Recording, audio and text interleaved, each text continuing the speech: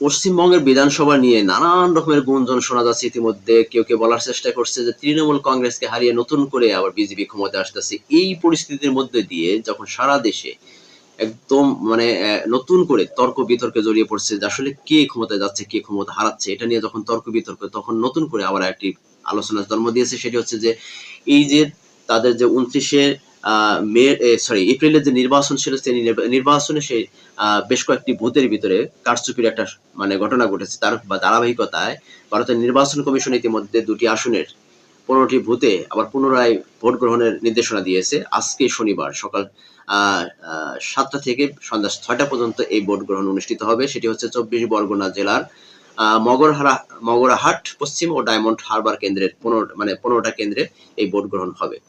ভারতীয় সংবাদ মাধ্যম এনডিটিভি জানায় যে এই 2 বিধানসভা এলাকার নির্দিষ্ট বুথগুলোতে পুনর্নির্বাচনের সিদ্ধান্ত ইতিমধ্যে প্রকাশ করেছে কমিশন। তবে ফলতা বিধানসভা কেন্দ্রের কোনো বুথ পুনরায় ভোট হবে কিনা সে বিষয়ে এখনো চূড়ান্ত কোনো ঘোষণা আসেনি। কমিশনের পক্ষ থেকে জানানো হয়েছে শনিবার মগরাহাট পশ্চিমের 11টি বুথে এবং ডায়মন্ড হারবারের 4টি বুথে পুনরায় ভোট গ্রহণ হবে। পশ্চিমবঙ্গের প্রধান নির্বাচনী কর্মকর্তা এক আদেশে তিনি কথা জানান। রিটার্নিং কর্মকর্তা এবং পর্যবেক্ষকদের প্রতিবেদনের উপর ভিত্তি করে 29শে এপ্রিলে এই বুথগুলোতে হওয়া ভোট নিয়ে বেশ কারচুপির একটা অভিযোগ করে। সে অভিযোগের ভিত্তিতে গণপ্রতিনিধিত্ব আইন 1951 এর 58(2) ধারা অনুযায়ী কমিশন ওই ভোট বাতিলের ঘোষণা করে এবং 2 মে অর্থাৎ আজকে ভোট গ্রহণের পুনরায় নির্ধারণ করা হয়েছে এবং সেই অনুপাতে আজকে সকাল 7টা থেকে বিকাল সন্ধ্যা 6টা পর্যন্ত এই ভোট গ্রহণ অনুষ্ঠিত হবে। তবে সংশ্লিষ্ট কর্মকর্তা জানান 15টি বুথের ভোট গ্রহণ শুরু হবে সেটি নিয়ে কিন্তু এখন পর্যন্ত অনেকটাই ধোঁয়াশা আছে, কারণ এর মধ্যে দেখা যাচ্ছে কয়েকটি বুথে কিন্তু এখন পর্যন্ত নির্দেশনা আসেনি। যাই হোক, 15টা বুথে যে ভোট গ্রহণ হবে এটা নিশ্চিত মোটামুটি। তো এই যে পুনরায় ভোট গ্রহণ, এই ভোট গ্রহণকে কেন্দ্র করে যতটা আলোচনা বা সমালোচনা বা যত রকমের তর্ক বিতর্ক সে দেশের মানুষ বা পশ্চিমবঙ্গ থেকে শুরু করে সারা পুরো ভারতের মানুষ কিন্তু এখন এই পশ্চিমবঙ্গের নির্বাচন কেন্দ্রে কিন্তু আলোচনার মানে একটা সমালোচনা বা আলোচনা বা তর্ক বিতর্কের জন্ম দিয়েছে। কেননা সবার ধারণা যে হয়তোবা এই যে পশ্চিমবঙ্গের যে তৃণমূল কংগ্রেসের ঘাঁটি, এটাকে আবার নতুন করে বিজেপি ভেঙে দিয়ে নতুন করে ক্ষমতায় আসতেছে কিনা, এটাই এখন সবচাইতে মানে সবার ভিতরে একটা আলোচনার জন্ম দিয়েছে। যে তৃণমূল কংগ্রেস এতটা জনপ্রিয় হওয়া সত্ত্বেও, টানা 3 বার ক্ষমতা থাকার পরেও এবার হঠাৎ করে তৃণমূল কংগ্রেস এতটা ক্রাইসিস পরিস্থিতির মধ্যে পড়ে যাচ্ছে।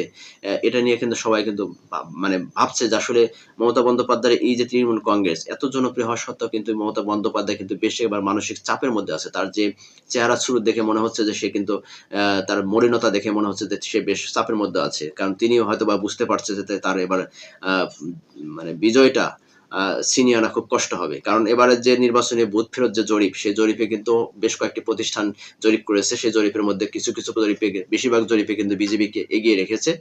আবার কিছু জরিপ আছে যে মমতা বন্দ্যোপাধ্যায়কে এগিয়ে রেখেছে। তবে অনেকে মনে করছেন যে এটা হয়তোবা কেন্দ্রীয় সরকার একটা রাজনৈতিক ফায়দা লোটার জন্য বা ক্ষমতাকে নেওয়ার জন্য মিডিয়াকে দিয়ে এরকম অপপ্রচারও তারা করতে পারে।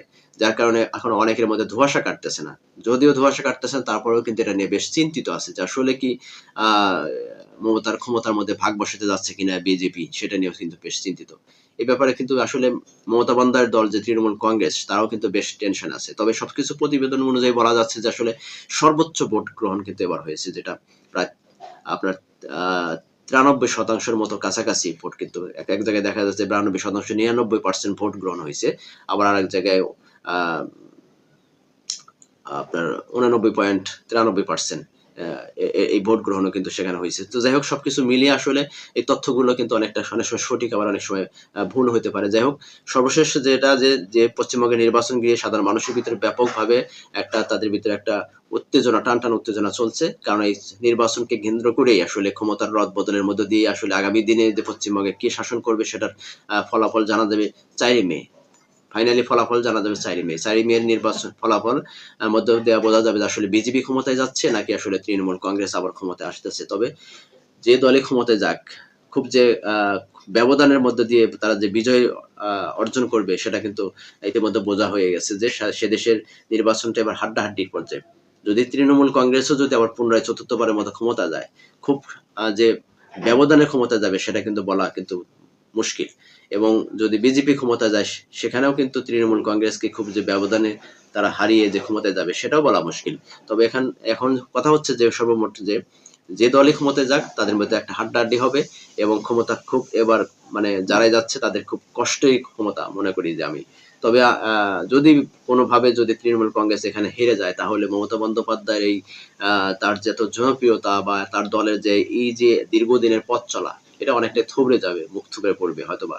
বিজেপি যদি এখানে ক্ষমতা আঁকড়ে ধরতে পারে কোনোভাবে তাহলে এখানে তৃণমূল কংগ্রেসের জন্য অনেক চাপ সৃষ্টি হবে, অনেক কিছুই হতে পারে।